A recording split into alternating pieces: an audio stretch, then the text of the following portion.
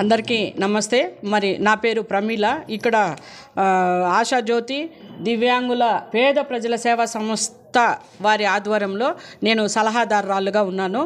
మరి ఈరోజు ఈ నెలలో డిసెంబర్ 3వ తేదీ అంతర్జాతీయ వికలాంగుల దినోత్సవం చేసుకోవడం అనేది అతి ముఖ్యమైంది. కానీ 3వ తారీఖు చిత్తూరుకి వెళ్ళి కలెక్టర్ ఆఫీస్ దగ్గర ఆ ప్రోగ్రాము ఒక పండగ వాతావరణంలాగా జరుపుకోవడం జరిగింది. అయినా కూడా ఇక్కడ ఆశాజ్యోతి వాళ్ళు సంస్థ ఏర్పాటు చేసి డిస్ట్రిక్ట్ లెవెల్లో ఉన్న దివ్యాంగులందరినీ కూడా పిలిపించి ఈరోజు పలంనేరులో అంబేద్కర్ స్టాచ్యూ దగ్గర నుంచి లయన్స్ క్లబ్ వరకు కూడా ర్యాలీలాగా వెళ్ళి అక్కడ లయన్స్ క్లబ్లో ప్రసంగం అంటే మీటింగ్ పెట్టడానికి సిద్ధపడినారు. కానీ ఈ మీటింగ్కి ఆ ముఖ్య అతిథిగా మన మదనపల్లి నుంచి దాత్రి ఫౌండేషన్ స్వాతి మేడం గారు వస్తున్నారు. అదే కాకుండా ఇంకా మిగతా విషయాలన్నీ కూడా ప్రభుత్వానికి సంబంధించిన ప్రతి వికలాంగులు అర్హులైన వారికి అందరికీ కూడా వీళ్ళు కష్టపడి వాళ్ళ దగ్గరికే వెళ్ళి వాళ్ళ సొంత ఖర్చులు వాళ్ళు పెట్టుకొని ఈ కార్యక్రమాన్ని చేయడానికి సిద్ధపడ్డారు. కాబట్టి ఆ మాటలు వాళ్ళ నోటి ద్వారానే మనం విందాం. నమస్కారం, నా పేరు సుబ్బమ్మ. నేను పలంనేరులో ఉన్నటువంటి Ashajyoti disabled poor people service society సంస్థలో ప్రెసిడెంట్గా ఉన్నాను. మేము సంస్థ స్టార్ట్ చేసి ఇప్పటికీ 1.5 year అయింది. ఆ 1.5 yearలో కూడా మేము మా దివ్యాంగులకు ఎన్నో సహాయ సహకారాలు అందించాము. ఈరోజు ప్రత్యేకంగా మేము డిజేబిలిటీ అంతర్జాతీయ వికలాంగుల దినోత్సవం అనేది జరుపుకోవడానికి ఈరోజు సిద్ధపడ్డాము. ఈ కార్యక్రమానికి గాను మాకు మెయిన్ గెస్ట్గా మదనపల్లి నుంచి దాత్రి ఫౌండేషన్ ఫౌండర్ అయినటువంటి స్వాతి మేడం గారు వస్తున్నారు. అదేవిధంగా ఇంకా మా చిత్తూరు డిస్టిక్ మొత్తము పూతలపట్టు నుంచి, తర్వాత పెనుమూరు నుంచి, తర్వాత వచ్చి గంగాధర్ నెల్లూరు నుంచి, తిరుపతి డిస్టిక్ నుంచి కూడా చాలా సంస్థల నుంచి మా దివ్యాంగులు మా కోసమై వెతుక్కుంటూ వచ్చారు. చాలా సంతోషం. అదేవిధంగా ఇంకా మా వికలాంగులు 500 మంది కంటే కూడా తగ్గకుండా ఈరోజు మా మీటింగ్కి రావడం జరుగుతూ ఉంది. అదేవిధంగా ఫ్యూచర్లో మేము ఈ సంస్థ ఎందుకు పెట్టామంటే మా వికలాంగుల కోసం గవర్నమెంట్ తరపున ఎటువంటి స్కీమ్ ఉన్నా కూడా ఆ స్కీమ్స్ మా దివ్యాంగులకు అందించడానికి మా ఆశాజ్యోతి సంస్థ ఎల్లప్పుడూ ముందుండి నడిపించి వాళ్ళకి సహాయ సహకారాలు అందించడానికే మేము ఈ సంస్థ పెట్టాము. వాళ్ళందరికీ కూడా తోడు నీడగా ఉండి అన్ని సమస్యలు కూడా మేము తీర్చడానికి ముందుకెళ్తాము. ప్రతి స్కీము కూడా మేము వాళ్ళకు అందించడానికి సహాయపడతామని సభాముఖంగా నేను తెలియజేస్తున్నాను. మీరు పట్టుకుంటారా? అందరికీ నమస్కారం. నా పేరు కలికిరి జయరామయ్య, ఎన్పిఆర్డి ఇండియా రాష్ట్ర అధ్యక్షులుగా ఉన్నాను. ఈరోజు ప్రపంచ వికలాంగుల దినోత్సవం సందర్భంగా మనం డిసెంబర్ 3వ తారీఖు అయితే ఈ నెల పూర్తి కూడా రాష్ట్ర వ్యాప్తంగా అన్ని జిల్లాల్లోనూ, అన్ని మండలాల్లోనూ, అన్ని గ్రామాల్లో కూడా పండగ వాతావరణంగా ఈ కార్యక్రమాన్ని మేము నిర్వహిస్తుంటాము.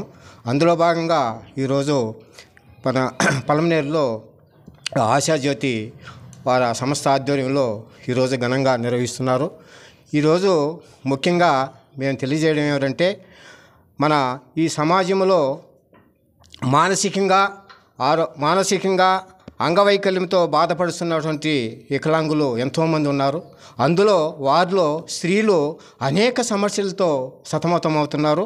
అయితే ఈరోజు వికలాంగుల మీద అధికారులు కానీ, పొలిటికల్ లీడర్లు కానీ, అది మన సమాజంలో ఎవరైనా కానీ దయాజాలి మాత్రం చూపిస్తున్నారు. అయితే మాకు కావాల్సింది దయ కాదు, జాలి కాదు. ఈరోజు మాకున్నటువంటి జీవోలను, మాకున్నటువంటి హక్కులను మాకు కానీ కల్పించినట్లయితే ఖచ్చితంగా మా కాళ్ళ మీద మేము నిలబడి మేము ఆర్థికంగాను సామాజికంగాను మేము కూడా ఎదగలుగుతాం అనేసి కూడా ఈ సందర్భంగా మీకు తెలియజేస్తున్నాను.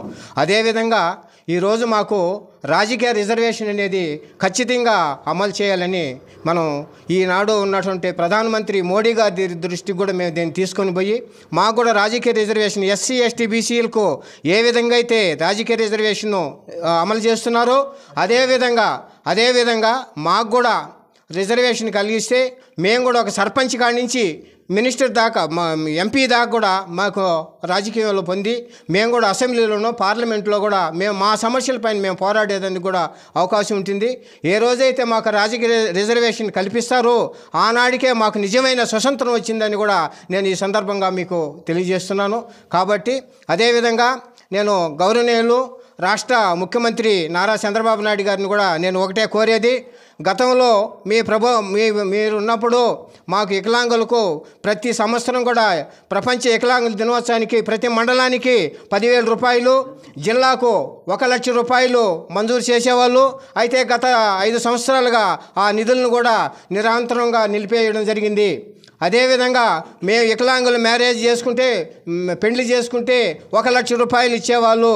అయితే ఆ 1,00,000 రూపాయలు ఈనాడు ఏం చేశారంటే మహిళా గ్రూపులతో మమ్మల్ని అటాచ్ చేసి ఈరోజు చాలామంది వికలాంగులు వివాహం చేసుకున్నప్పటికీ కూడా వాళ్ళకి 1,00,000 రూపాయలు రాని దాఖలాలు దండిగా ఉన్నవి. కాబట్టి గతంలో మాదిరిగానే మేము వివాహం చేసుకుంటే దానికి సంబంధించిన పత్రాలు దానికి సంబంధించిన ఫైల్ తీసుకొని మీకు ఏడీ ఆఫీస్కి ఇస్తే ఏడీ ఆఫీస్ నుంచి రాష్ట్ర స్థాయికి వెళ్తే మాకు ఖచ్చితంగా నిధులు మంజూరయ్యేది. అదేవిధంగా దీన్ని కూడా మంజూరు చేయాల్సిందిగా మేము కోరుచున్నాము. అదేవిధంగా వికలాంగులకి ఈనాడు బ్యాక్లాగ్ పోస్టులు చాలా ఉన్నాయి. అయితే ఈరోజు అన్ని డిపార్ట్మెంట్లలో కూడా ఉన్నటువంటి బ్యాక్లాగ్ పోస్టులన్నీ కూడా ఎంపిక చేసి అవన్నీ కూడా నోటిఫికేషన్ ఇచ్చి మా వికలాంగులందరూ కూడా అవకాశం ఉన్న వాళ్ళకందరికీ కూడా కల్పిస్తారనేసి కూడా నేను ఈ సందర్భంగా నేను కోరుకుంటున్నాను. అదేవిధంగా ఈరోజు గతంలో మహిళా గ్రూపుల్లాగా వికలాంగులకు కూడా పొదుపు సంఘాలు అనేది ఏర్పాటు చేయడం జరిగింది. ఆనాడు ఏం చేశారంటే మండల సమైక్య, జిల్లా సమైక్య, రాష్ట్ర సమైక్యాలు ఉన్నాయి. అప్పుడు మాకు ప్రత్యేకంగా వికలాంగుల కోసం ప్రత్యేకంగా ఒక సీసీను, ఏపీఎంను ఏర్పాటు చేసేవాళ్ళు. అయితే ఈరోజు అవి కూడా కానీ పూర్తిగా మహిళా గ్రూపుల్లో అటాచ్ చేయడం వల్ల ఈరోజు ఏ గ్రూపుల్లో ఎంతమంది ఉన్నారు, ఎన్ని గ్రూపులు నడుస్తున్నది, ఎంతమందికి లోన్లు ఇస్తున్నారు, వాళ్ళ స్థితిగతులు కూడా పూర్తిగా మాకు తెలియకుండా పోతా ఉంది. కాబట్టి ఈ స్వయం సహాయ గ్రూపులను మళ్ళీ పునరుద్ధరించి మళ్ళీ మాకు ప్రత్యేకంగా ఒక ఏపీఎంను, ఒక సీసీని ఏర్పాటు చేసి జిల్లా సమైక్య, మండల సమైక్యాలు ఖచ్చితంగా చేయాల్సిందిగా నేను ఈ సందర్భంగా ప్రభుత్వాన్ని కూడా నేను కోరుకుంటున్నాను. అదేవిధంగా ఈరోజు చాలామందికి ప్రతి వికలాంగునికి 35 కేజీల రైసు ఖచ్చితంగా మంజూరు చేయాలి. అదేవిధంగా దేవాలయం వద్ద ఇప్పుడు తిరుమల కానీ, కాళహస్తి కానీ, కాణిపాకం కానీ అలాంటి ప్రధానమైనటువంటి దేవాలయాల దగ్గర అంగుళ్ళన్నీ కూడా మాకు వికలాంగులకే కేటాయించాలి.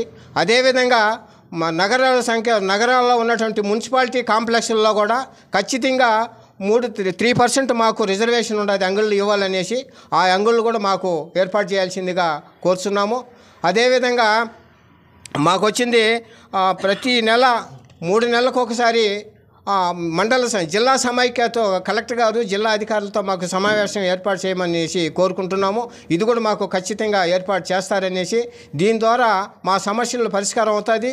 దీని నుంచి మేము ఆర్థికంగాను, సామాజికంగాను ఎదిగేదానికి కూడా అవకాశం ఉంటుందని కూడా నేను ఈ సందర్భంగా మీకు తెలియజేస్తున్నాను.